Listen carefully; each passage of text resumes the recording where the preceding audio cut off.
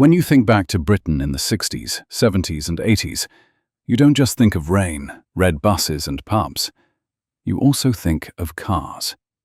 Everywhere, cars. Today we're looking at 10 cars that quite literally filled the streets, driveways and car parks of the United Kingdom. These are 10 cars that defined the British streetscape. Take a second to see if you recognize any of these from your own childhood, or from old photos of your parents. Because chances are, at least one of these cars was parked outside your house. At number 10, we start with a car that exploded in popularity from the late 70s into the 80s, the Vauxhall Astra. A compact hatchback, simple, practical, and affordable. It was never really a dream car, but half of Britain seemed to be driving one. You'd see it as a first car for young families, as the neighbour's car who worked at the factory, and as a straightforward, no-nonsense hatchback. Supermarket car parks were full of them, often in slightly faded red or silver paint, with plastic hubcaps missing on one side.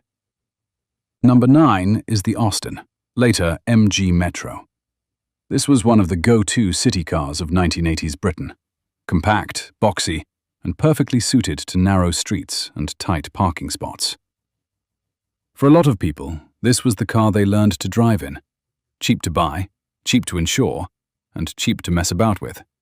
You saw them everywhere as driving school cars, starter cars for young drivers, or as a small shopping run car for mums and grandparents. At number 8, the Ford Sierra. The car that replaced the legendary Cortina and took over British roads in the 1980s. With its futuristic, rounded shape, it looked very modern at the time, and you can see that in old workplace car park photos, row after row of Sierras. Sales reps doing huge motorway miles, dads picking up the kids from football practice, neighbours towing caravans on holiday. The Sierra was everywhere. It was so common that many people barely noticed it, until you look back now and realize just how dominant it was. Number 7 is the Vauxhall Cavalier. This was the ultimate company car and family saloon of the late 70s and 80s in Britain. Where other countries might have had different badges, in the UK, the Cavalier became the face of the everyday middle-class driveway. You'd mostly see them in sensible colours, beige, brown, dark blue, often with a boot full of tools, sales samples, or holiday luggage. If you picture a suburban driveway in 1985, there's a very good chance there was a Cavalier sitting on it. At number 6, the Hillman Hunter. A car that younger viewers might not recognize instantly, but in the 60s and 70s it was a very normal sight. A straightforward, mid-sized saloon, built to do a job rather than impress anyone. You'd see Hunters used as family cars, as taxis, and as honest, everyday transport for people who wanted something bigger than a Mini but couldn't stretch to anything luxurious. It's one of those cars that has faded from memory, but at the time, it really was everywhere. Number 5. The Vauxhall Viva. A classic British family car of the 60s and 70s. Simple, boxy, and just good enough for most families' needs. Plenty of dads drove a Viva to work, while mums used it for shopping and school runs. Picture a small cul-de-sac from that era. There was almost always at least one Viva parked there, often with slightly rusty wheel arches and some old stickers on the rear window. At number 4, the Austin Morris 1100 and 1300. These were among the best-selling cars of the 1960s in the UK and formed the backbone of family motoring at the time. They lined the streets outside terraced houses, schools, and office blocks. With soft suspension and surprisingly roomy interiors, they were perfect for families with 2 or 3 kids, and they became the everyday choice of teachers, office workers, and local GPs. Now into the top 3 with an icon, the classic Mini.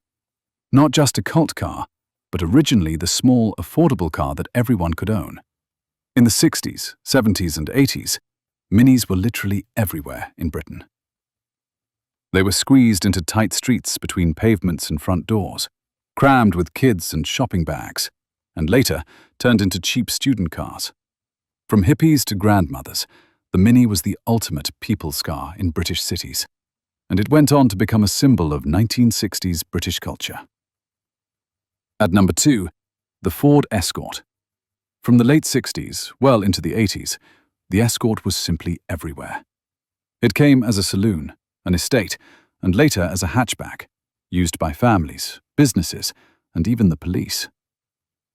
You'd see Escorts outside schools, at sports clubs, on building sites, and hammering up and down the motorways.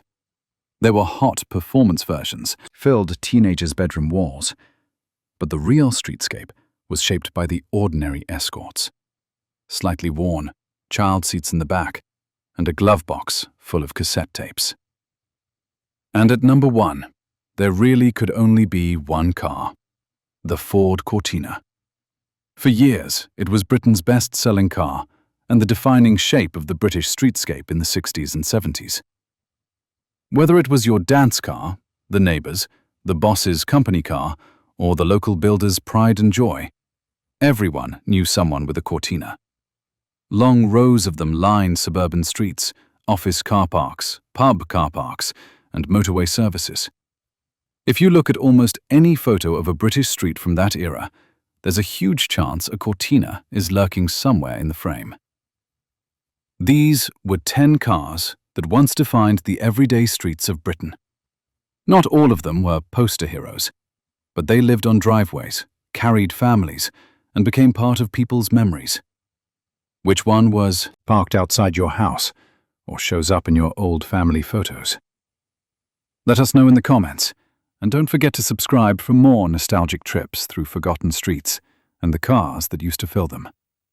Thanks for watching, and see you on the next drive.